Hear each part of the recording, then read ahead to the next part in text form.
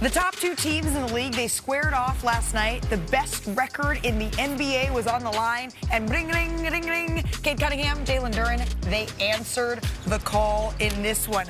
Brian, we're going to pick this up with under 8 minutes left in the second quarter. Cunningham crosses up Cason Wallace, who's been playing great for OKC, nails that one. He wanted to get going early on, and he did. And they had their great two-man game like you're going to see here working all night. Gives it to Jalen Duren, the little lob. The Pistons outscored the Thunder, by the way, 36-18 in the second quarter. That's OKC's worst point margin in any quarter this season. Of course, we should mention OKC's shorthanded here, but under 8 minutes left in the third. Nikola Topic gets a big block there by Cunningham.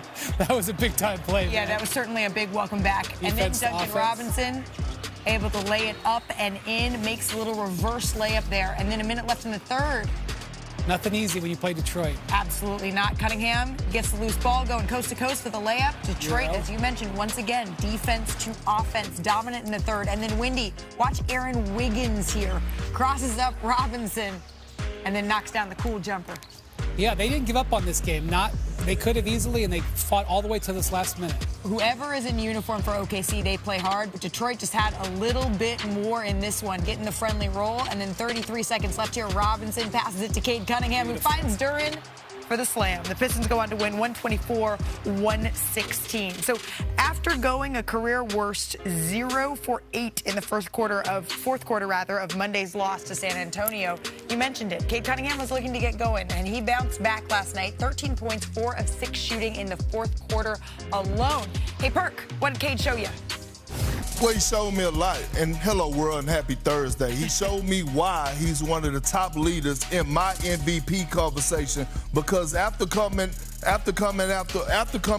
from his worst game of the year against the San Antonio Spurs, you know what he did? He bounced back in great fashion, especially in the clutch. And with guys like Cade, for as elite guys, they study film and they learn from it. Watch this great screen by Jalen Duren. He has the patience, and all of a sudden he drives to the side, get to the elbow, get into his mid-range game. But here's the key point. They have Duncan Robinson on that side, so Cason Wallace is not able to help. Here it go again. OKC in the clutch sends a double team at Cade. Cade backs it out. He spins. He has the patience. He sees the gap. He drives in for the little float off the glass. When it comes to being one of the best clutch players in the game, Cade Cunningham is that dude. And I want you to see these numbers that he has been putting up over this time.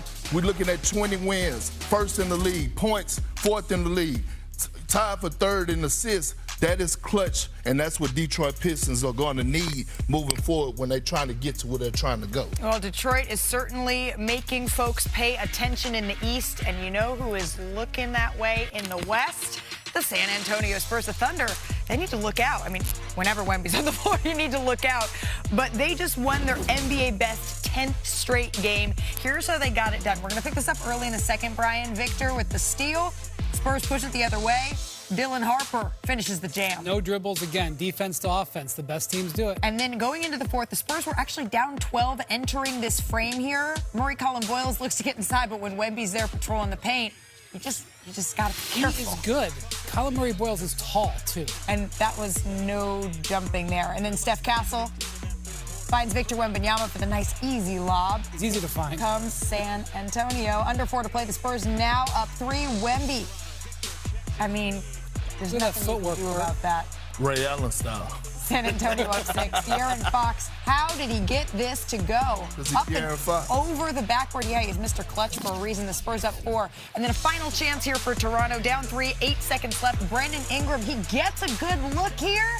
It's a Brad Stevens play out of bounds there. Clank hits the side of the backboard. The Spurs, they come from behind. They escape with a 110-107 win. Count them, 10 in a row.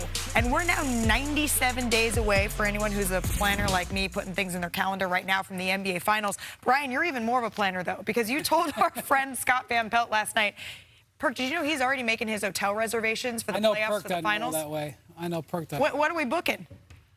All right, I'm going to come clean. I actually made the hotel reservations in San Antonio 2 weeks ago, but I just was willing to. For June? Yeah, for June. I know what I know what the dates are.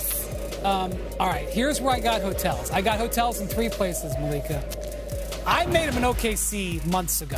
All right, so I'm staying where I want to stay in OKC during the finals. You ain't getting. By the way, I got restaurant reservations in OKC. Okay. You want into the place where I like to go? Reservations coming in hot after game one. You got to talk to me. All right. Don't quite have don't quite have spots yet for dinner in San Antonio, but I know where I want to go. And I got my hotel, Malika, because Victor Wembanyama is such a special player that he breaks all the rules. Normally, I would say I am not gonna believe in a team that has 0 playoff wins as a group that is gonna win 12, because you know how hard it is to win 2 playoff games, much less 12, especially in the conference finals. But Victor breaks all rules. Okay.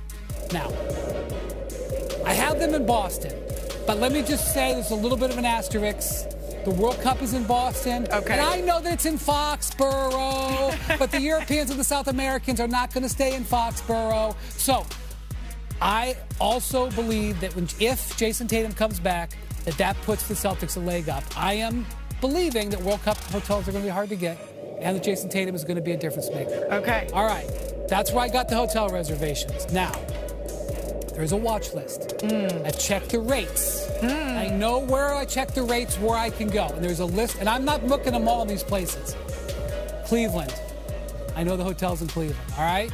Cleveland, Detroit, New York, and Denver. I've checked availability, Malika. He's made a list. No reservations have been made. But I think that I really think that we're going to be in San Antonio or Oklahoma City in June. Well, look, I could just send you my reservations to San Antonio, because I booked that 3 months ago. You did not. I did. I did. You wasn't on set, but Malika and Shanae was on set when I told the world that the Spurs are legit title contenders, and because of all the points that you highlighted.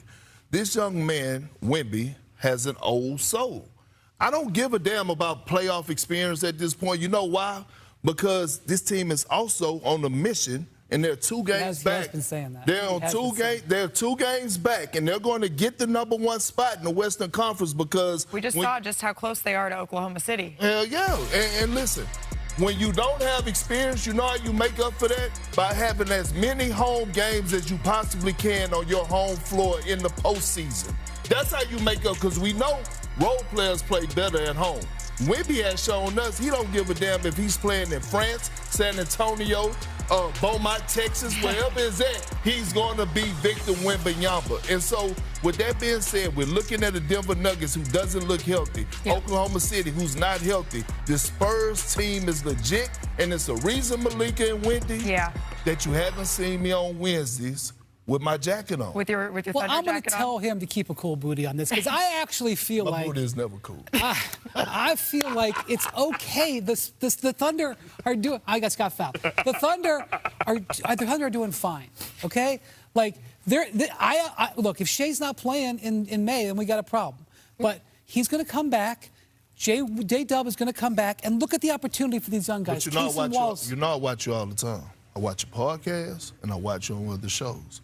You said something on First Take today that, hey, because Jay Will and Stephen A was somewhat disrespecting the Eastern Conference, you said, hey, let's not act like the Pacers didn't take the Oklahoma City to 7 games. And you can see how different it is with SGA on the floor for them versus when SGA's not there. No, right. I mean, look, and that's why he's one of the best, if not the best player in the world. But again, that Game 7 on OKC floor, they better be. I'm going to tell you, I do not know what would have happened even on Oklahoma City's It's one of the floor, biggest ifs. This is we're all we're going to say. I'm just going to say. But if ifs were fifths. The Thunder have some good stuff going. Casey Wallace is playing well. They do. Jalen Williams had a great game last night. Nikola Topic is recovering from cancer, and he's getting the opportunity to play real minutes in games.